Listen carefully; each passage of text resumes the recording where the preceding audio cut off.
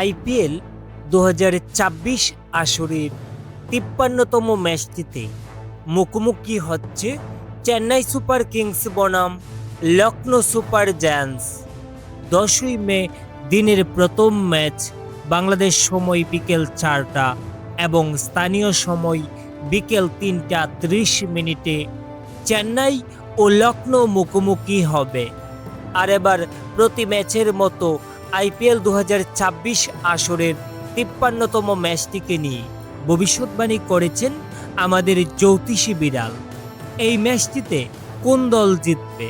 প্রিয় দর্শক, বিস্তারিত জানতে চ্যানেলটি সাবস্ক্রাইব করে সম্পূর্ণ ভিডিওটি দেখতে থাকুন। রোববার ১০ই মে চেন্নাই সুপার কিংস ও লখনৌ সুপার জায়ান্টস এবারের আইপিএল সিজনের ৫৩তম ম্যাচে মুখোমুখি হবে। আর এই ম্যাচটিকে নিয়ে ইতোমধ্যে ক্রিকেট বিশ্লেষকগণ তাদের মতামত দিচ্ছেন। এদিকে দর্শক, এখন পর্যন্ত আইপিএলের চলতি আসরে চেন্নাই ১০টি ম্যাচ খেলে ৫টিতে জয় নিয়ে পয়েন্ট টেবিলের ৬ নম্বরে অবস্থান করছেন। অন্যদিকে লখনৌ চলতি আসরে সমান ১০টি ম্যাচ খেলে ৩টিতে জয় নিয়ে পয়েন্ট টেবিলের তলানিতে অর্থাৎ ১০ নম্বরে অবস্থান করছেন।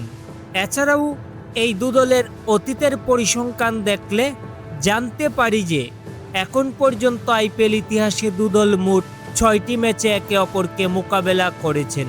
এই ৬টি ম্যাচের মধ্যে চেন্নাই ২টি এবং লখনৌ ৩টি ম্যাচে জয়লাভ করেছেন। একটি ম্যাচ বৃষ্টির জন্য ফলাফল ছাড়াই শেষ হয়েছে। আর তাই তো পরিসংখ্যানের দিক নিয়ে বিবেচনা করলে বোঝাই যাচ্ছে যে এই ম্যাচটিতে চেন্নাই এবং লখনৌ এর মধ্যকার একটি হাড্ডাহাড্ডি ম্যাচ হতে চলেছে।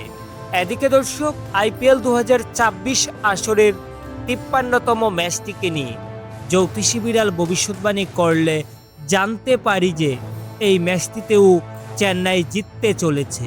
তো প্রিয় দর্শক, আইপিএল ২০২৪ আসরের ৫৩তম ম্যাচটিকে নিয়ে আপনাদের মতামত কি? কোন দল জিতবে বলে আপনি মনে করছেন তা অবশ্যই নিচে কমেন্ট করে জানাবেন। ধন্যবাদ সবাইকে।